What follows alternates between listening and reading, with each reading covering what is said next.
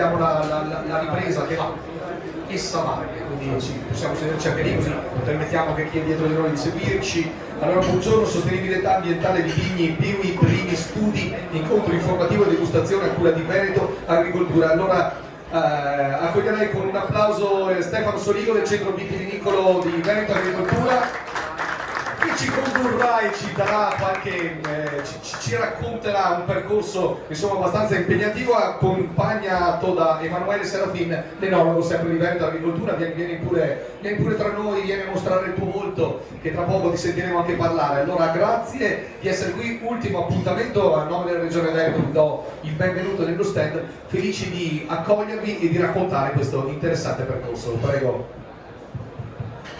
Bene, buongiorno a tutti, appunto sono Stefano Soligo e mi occupo di viticoltura e enologia al Centro Corneliano.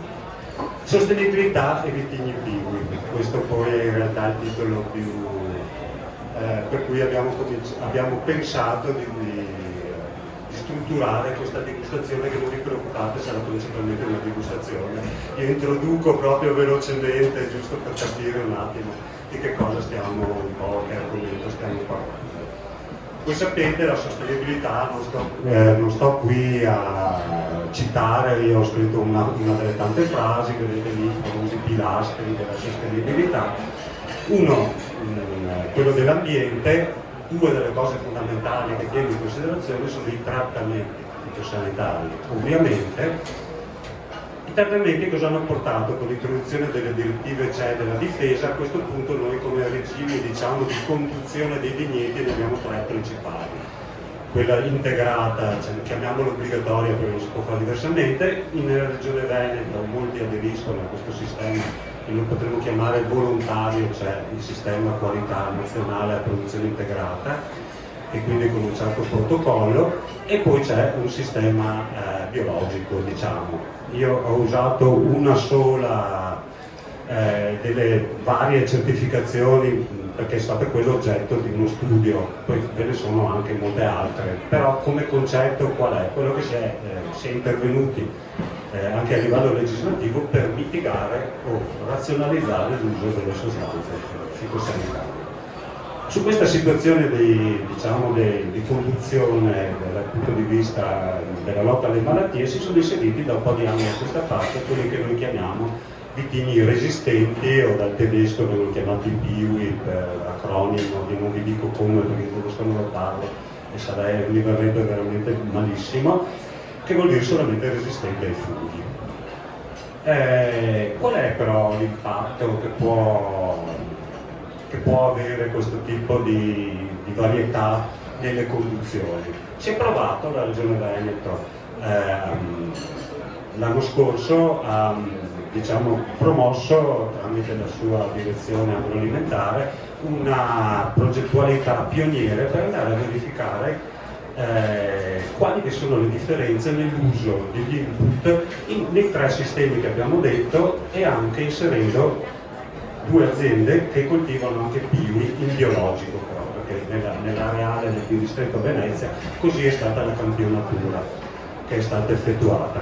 Questo tramite una serie di interviste e questionari ha permesso a una ventina, circa 22 su 22 aziende, di andare a rilevare tutti quelli che sono praticamente gli interventi agronomici, fitosanitari, consultando i registri di campagna e così via.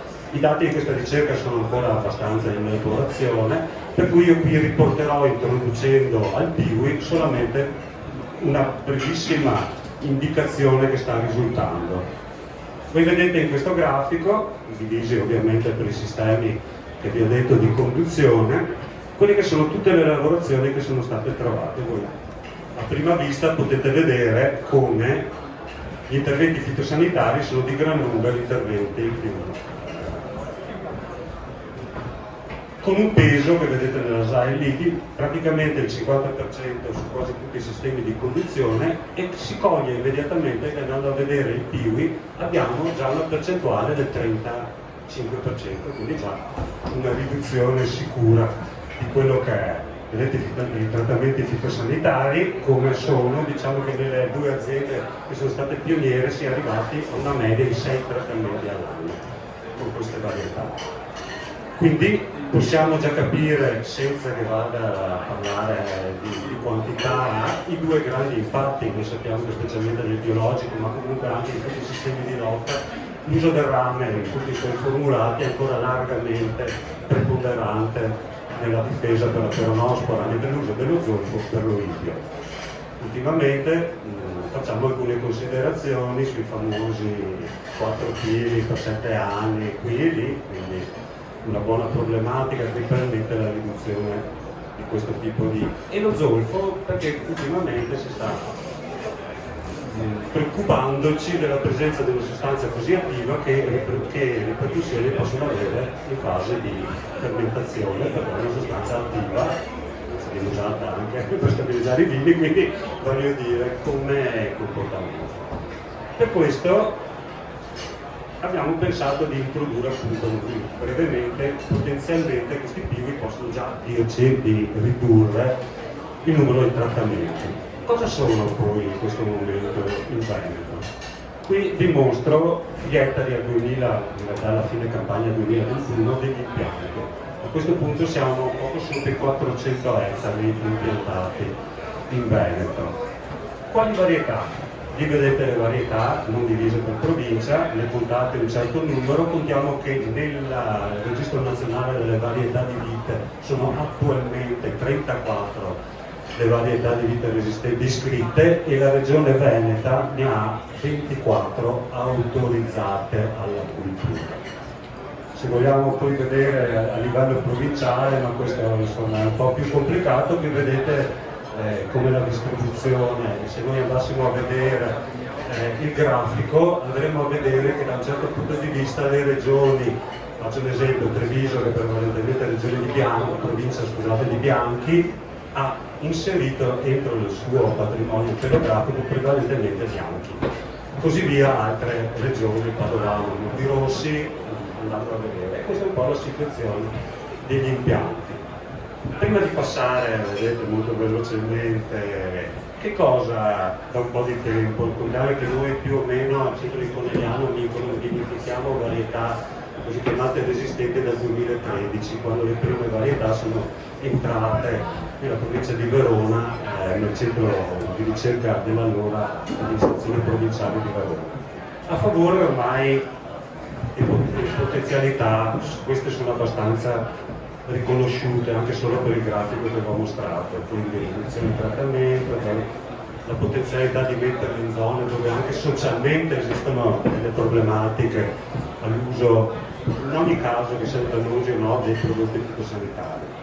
Ci sono dei dubbi, a parte i concetti di resistenza, qua là, che ci tengo a ribadire non è una resistenza, ma sono fenomeni di resistenza, cioè hanno tolleranze più o meno, cioè non dimentichiamoci che anche queste varietà non è che io posso metterle in fondo valle dove fa sempre l'unico piove sempre, avranno sempre dei problemi, sono sempre viti, e quindi non sono la risoluzione di ogni male.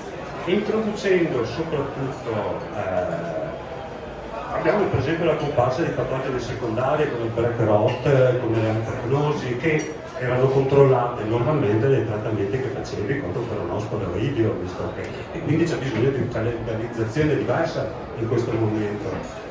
E anche l'alto numero di nuove varietà. Vi ho detto quante iscritte, recentemente facendo qualche giro tra quelli che sono i incrociatori, suona male, mi viene prima, quelli che incrociano in Italia, in Europa, preparandoci a vederne, non so, 100 nei prossimi 3 anni di novità di tutti i tipi. Per cui uno dei problemi fondamentali è queste qui sono delle varietà, essendo dei semi non assomigliano, non si può chiamare Sauvignon perché veniva da un incrocio, ma se essendo incrociato è una pianta diversa da Sauvignon, quindi con tutte le sue problematiche. Infatti qui prendiamo spunto proprio da queste differenze introducendo alcuni vini. Il Flirtai, che è il primo vino, io vi dico solo, poi sarà l'enologo Serafin che oltre ad averli fatti lui li conoscete qui anche meglio di me in questo caso. Poi introdurremo una blend di dei Sauvignon,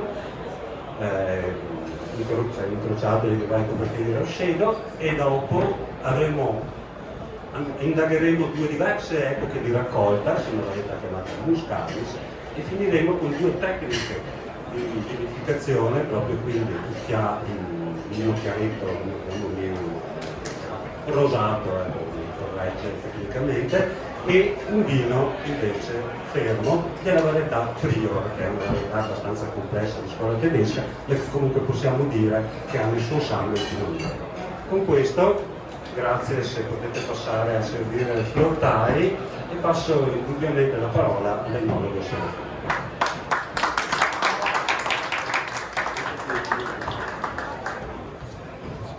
Buongiorno e benvenuti a tutti, Serafino Emanuele, enologo del Centro di Microvinificazione di Conegliano.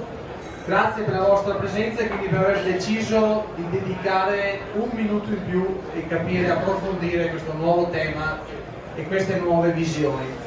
La natura, attraverso le sue regole, attraverso i suoi cicli, richiede all'uomo dedizione, richiede attenzione, cura, e l'uomo, assecondandola o meno, perseguela, insegue degli obiettivi, delle visioni, insegue nuovi orizzonti. In mezzo a tutto questo c'è la vite e c'è il vino.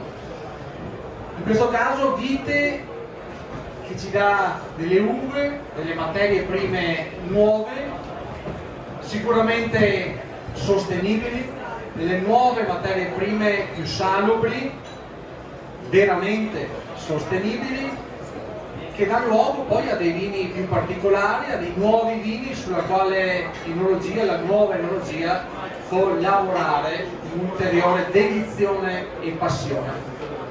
Questo per dire che abbiamo davanti delle varietà la cui resistenza alle principali fitopatologie o idioperonostracotrite è innata.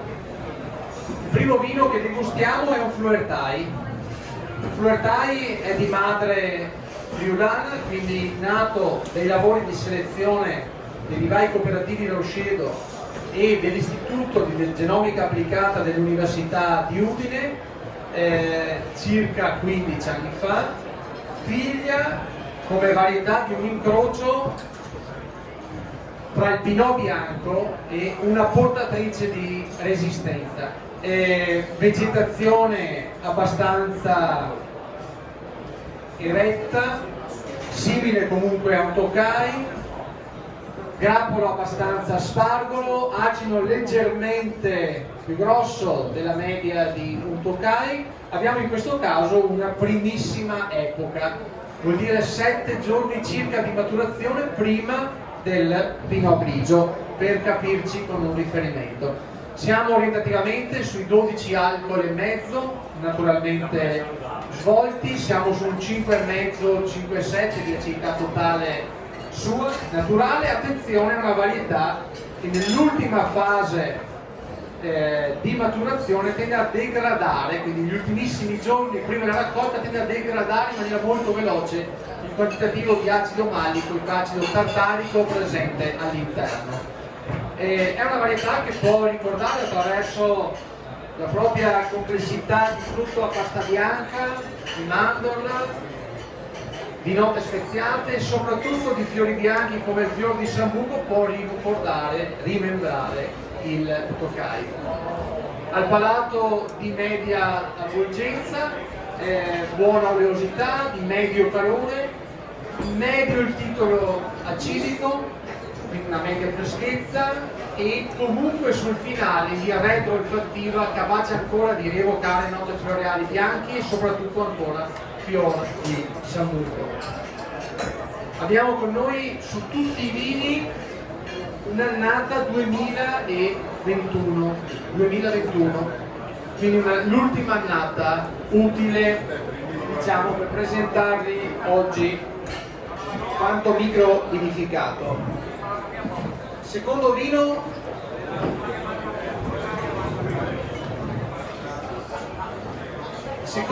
che degustiamo è un Muscaris. Muscaris è una varietà tedesca, di madre tedesca, più di 60 anni fa ne è uscita la prima generazione per eccellenza resistente a tutto, in surmaturazione in pianta tiene bene l'appassimento,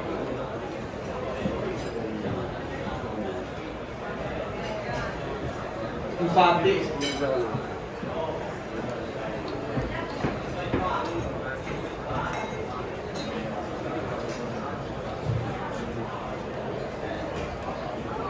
non è Muscaris, allora Soligo prima ha dato un input diverso, è un blend dei 3 Sauvignon Blanc della VCR, quindi abbiamo Nepis, Ritos e abbiamo il 30-80. Sono di madre friulana, tutti e 3, non dimentichiamo che ce ne sarebbe addirittura un quarto, il Kretos.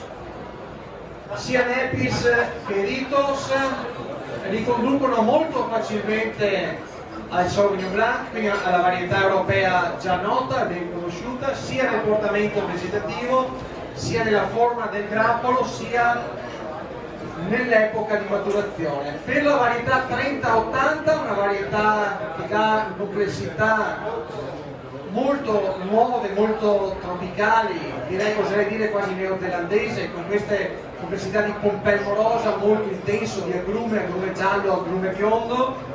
Il 30-80 invece matura in una terza epoca, quindi circa 7 giorni dopo il Ritos e il Nepis. È una varietà che ha delle difficoltà, per questo è ancora siglata e non ha un proprio nome, ha delle difficoltà legate alla fioritura.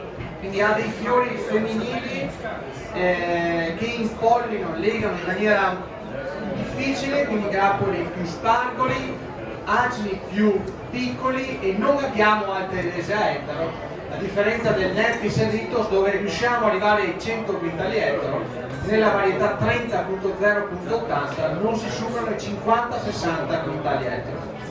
In questo caso abbiamo una cuvée, abbiamo un taglio dove il Nepis rappresenta il 40% del taglio, il 30% è rappresentato dal 30-80, il 0,80 e il 30% dal Ritos. Se nella varietà 30.080 come vini riconosciamo facilmente le linee sensoriali, descrittori dei classici Sauvignon Blanc neozelandesi, nel Ritos riconosciamo invece delle note di frutta pasta bianca più intense, comunque anche delle sfumature vegetali che si rifanno alla foglia di fico, dalla foglia di pomodoro e dal peperone verde, mentre nel Nepis abbiamo note tropicali molto intense, abbiamo la maracuja, frutto della passione, abbiamo l'ananas, abbiamo ancora la pesca e la bicocca, ma nel Nepis abbiamo anche delle sfumature speziate mediterranee. In questo taglio, origano, timo, dragoncello. In questo taglio riconosciamo il palato, un buon calore, siamo sui 13,5 alcol finiti, siamo sui 5,2 circa di acidità totale, come titolo acidico, siamo comunque su un pH compreso tra i 3,30 e i 3,35. Vino di buona complessità, non particolarmente caldo, tuttavia ben avvolgente e di buona persistenza. La terza tipologia invece è quella anticipata prima e quindi il Muscaris. Il Muscaris è una varietà che ha più di 60 anni, si diceva prima, dall'uscita della prima generazione di incroci. Una varietà che vede all'interno del proprio sangue il moscato giallo e il moscato ottonel, una varietà resistente per eccellenza. Tende appunto, si stava introducendo prima il discorso, a un leggero appassimento di pianta, complice anche uno spessore della buccia abbastanza importante, una certa croccantezza. È una varietà tuttavia a grappolo abbastanza compatto, non compattissimo, una varietà molto produttiva dove mediamente ogni anno riusciamo a superare su un Guyot semplice i 140-150 quintali ettaro. Da anni abbiamo intuito che nella varietà Muscaris, come anche nella varietà Solaris, la maturità aromatica non coincide con la maturità naturale.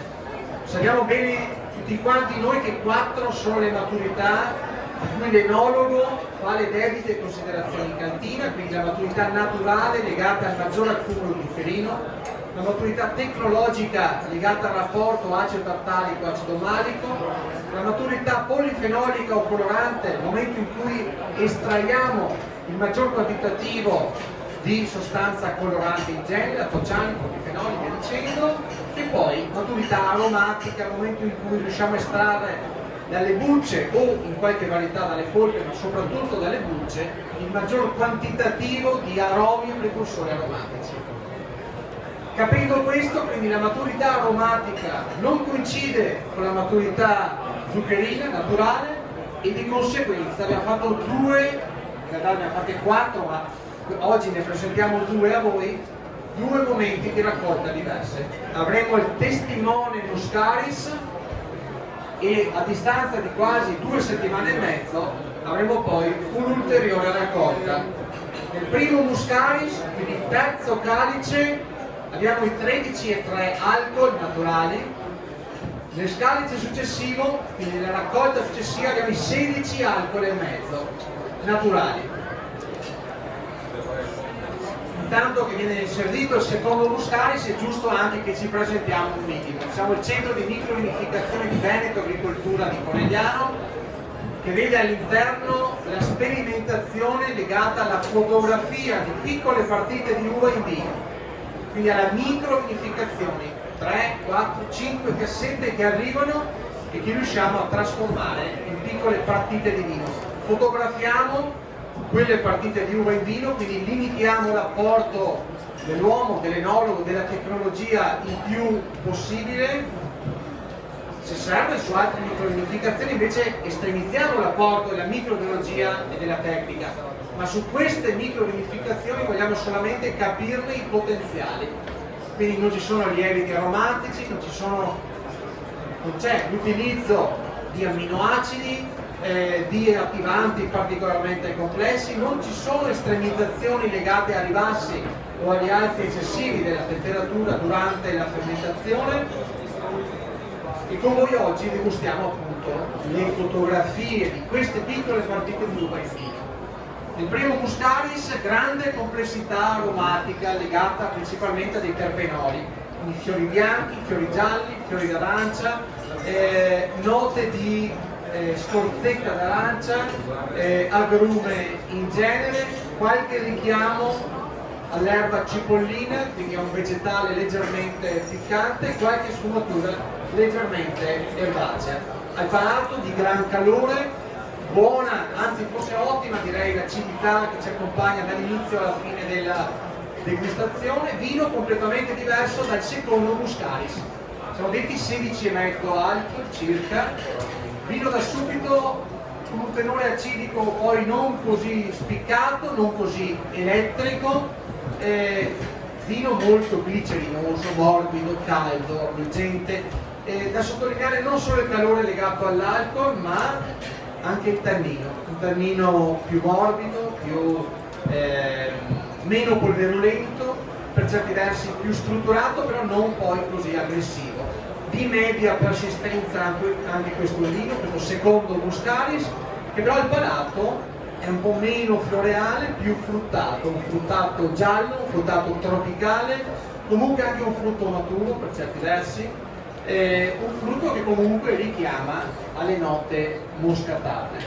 Abbiamo provato negli ultimi anni a spumatizzarlo, sia partendo da mosto, quindi sfruttare quell'importante quantitativo di zuccheri presente inizialmente per la prima vinificazione, per la presa di spuma e per il residuo zuccheri finale, e abbiamo provato anche a piccole prese di spuma, piccole spumatizzazioni, partendo da Muscaris senza residuo zuccherino. Se avete qualche domanda, qualche curiosità, sono a totale vostra disposizione prima di passare alla successiva varietà. Ci siamo detti un Muscaris molto produttivo, siamo sempre sui 140-150 minimi quintali ettaro sul Gouillot semplice. Non abbiamo nessun interesse a estremizzare sul Syrah forme più tra virgolette espanse o generose, perché già con un Gouillot semplice, capovolto singolo, abbiamo risultati forse fin troppo generosi. Come varietà tedesche, molto produttive il Johanniter, molto produttivo il Muscaris, molto produttivo il Sauvignon Gris e molto produttivo anche il Prior. In questo caso ho deciso su un viaggio di ritorno da Stoccata, dove eravamo presenti come giudici a un concorso internazionale di vini da viticoltura di vini resistenti, e abbiamo deciso proviamo anche noi cosa. In Germania il Cortis e il Prior sono due varietà molto diffuse, entrambe tedesche di origine, però vinificate e prodotte al 60% come vini rosati. E in quel viaggio di ritorno ci siamo detti, beh, 3 anni fa, dobbiamo provare anche noi, dobbiamo sperimentare, queste uve le abbiamo nel bellunese, nel veneziano, nel trevigiano, vogliamo provare a valutarne i potenziali di una vinificazione in bianco da queste uve. In questo caso le uve sono dallo stesso vigneto, addirittura dallo stesso filare, addirittura dalle stesse viti. Abbiamo recuperato le uve del diradamento, quindi siamo circa sui 12 alcol nel rosato e 14 alcol nel rosso che assaggeremo dopo. Ripeto, sono le stesse viti che hanno dato la stessa uva per fare 2 vini diversi. Quindi abbiamo diradato al 40%, abbiamo eliminato i grappoli troppo attaccati, quelli troppo, tra virgolette, imboschiti, i grappoli meno ventilati, i grappoli che magari avevano delle imperfezioni, li abbiamo raccolti sapientemente in cassette, li abbiamo trasformati, vinificando in bianco. Diciamo che è il terzo anno dove questo Prior si dimostra e si manifesta con risultati visivi assolutamente lucenti, assolutamente intriganti, giovanili. Olfattivamente per il terzo anno si dimostrano una conferma anche per quanto riguarda il richiamo alla ciliegia fresca, ai frutti di bosco in Macedonia, quindi leggermente macerati, al lampone, al ribes. C'è anche un piccolissimo richiamo di marmellata di lamponi, ma è la frutta fresca a farla da padrone. Avvicinando il calice al palato, una buona acidità da subito, 6,2, 6,3 è il titolo acidico, un buon calore ma soprattutto un'ottima sapidità finale, tale da allungarne la persistenza, da crearne una piacevolezza, diciamo, abbastanza immediata. Un vino sicuramente giovanile che però non abbiamo ancora spumantizzato, questo rosato non lo abbiamo ancora spumantizzato. Le uve che ne restavano, quindi quel 60%, quei 6 grappoli ogni 10 che ne restavano dal diradamento, le abbiamo raccolte dopo quasi 3 settimane, le abbiamo vinificate in rosso con 8 giorni di macerazione. Ripeto, siamo sui 14,3 circa alcol coperti, quindi tra i 14,3 e i 14,5 naturali. Siamo su una varietà che tiene molto bene il titolo acidico anche nelle vinificazioni in rosso. Siamo quasi a 5,6, 5,7 su un vino rosso naturali di acidità totale. Il Prior è un vino che inizialmente doveva, e parlo di più di 50 anni fa, inizialmente in Germania doveva essere uno degli eredi del vino nero, uno degli eredi resistenti, doveva essere, poi non è stato perché ogni incrocio ha bisogno di 100 anni di stabilità genetica prima di essere analizzato in una varietà vera e propria. Negli anni gli internodi del tralcio si sono allungati, il grappolo si è allargato, l'acido si è ingrossato, il quantitativo al ceppo è aumentato e quindi è uscita una varietà completamente diversa. Ne è rimasto però un fattore molto interessante nel vino finito, la setosità di questo vino, sia al palato che la gioventù olfattiva. Olfattivamente è un vino che ricorda subito le spezie orientali, i chiodi di garofano, la cannella, ricorda la marmellata di mirtilli, la marmellata di susine, le amarene sciroppate, un vino morbido, molto fresco, molto giovane olfattivamente.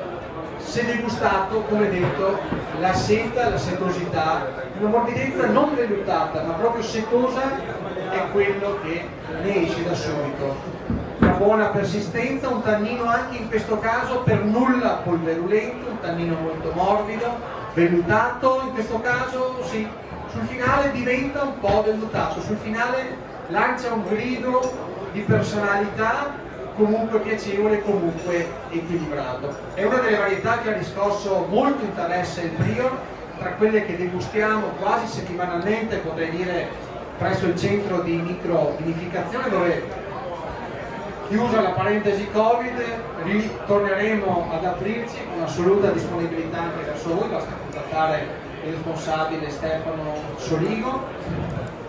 Rimaniamo appunto aperti a qualsiasi confronto con produttori, con consorzi, con appassionati, con sommelier, con altri enti di ricerca e ripeto, se avete qualche domanda, qualcosa da chiedere, rimaniamo a vostra disposizione. Grazie ancora per la presenza, buon proseguimento, passo la parola con la chiusura a Stefano Soligo, ma per un saluto al dirigente Michele Giannini. No, non vuole parlare, quindi chiudo io il discorso. Chiaramente se avete domande immediate, volevo solo dire due cose, sempre su. Prego.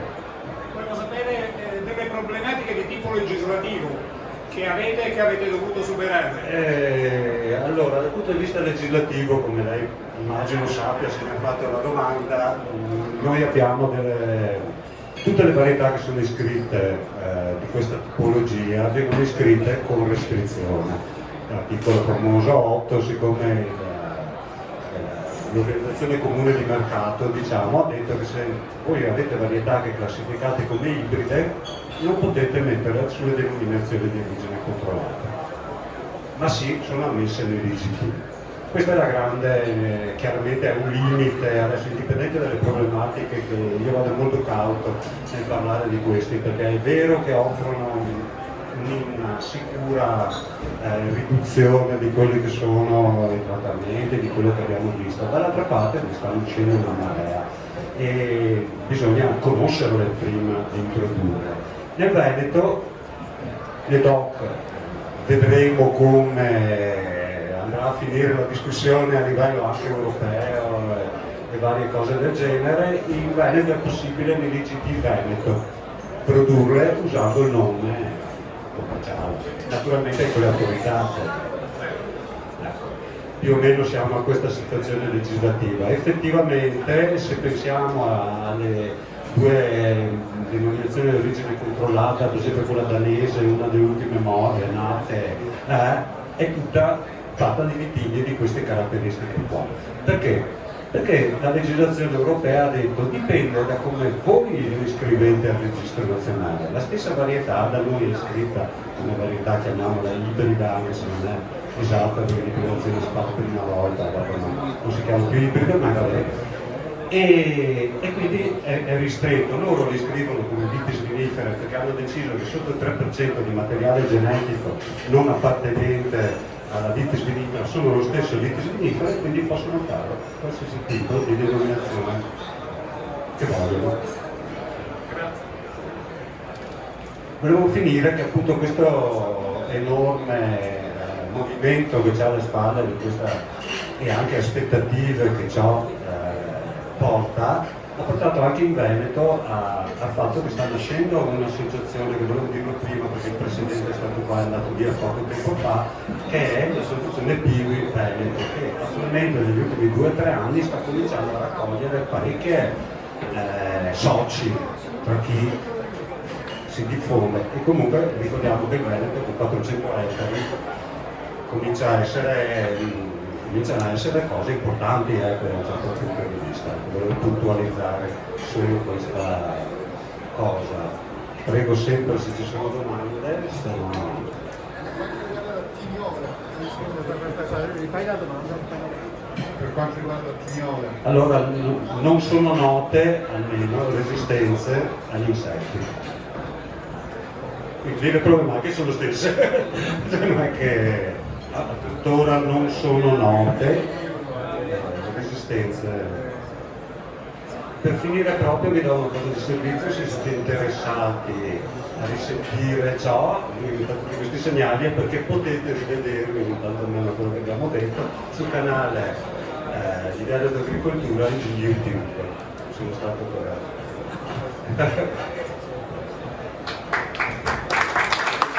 Spero vi sia interessato e vi aspettiamo, se siete curiosi, al centro dove abbiamo praticamente tutte le altre varietà.